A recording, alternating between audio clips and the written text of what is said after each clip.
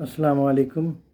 آج میں آپ کے لیے رسول حمزہ کی دو خوبصورت نظموں کے ترجمے جو فیض احمد فیض نے کیے اور وہ لے کر حاضر ہوا ہوں۔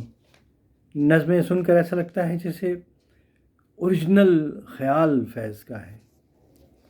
عرض کیا ہے: داغستانی خاتون اور شاعر بیٹا، اس نے جب بولنا نہ سیکھا تھا، اس کی ہر بات میں سمجھتی تھی، لیکن اب وہ شاعر بنا ہے نام خدا۔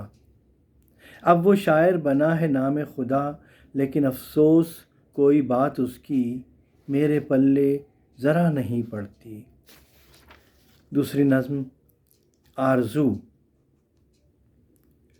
مجھے معجزوں پہ یقین نہیں، مگر آرزو ہے کہ جب قضا مجھے بزم دہر سے لے چلے تو پھر ایک بار یہ اذن دے کہ لحد سے لوٹ کے آ سکوں، تیرے در پہ جا کے صدا کروں، تجھے غم گسار کی ہو طلب تو تیرے حضور میں جا رہوں۔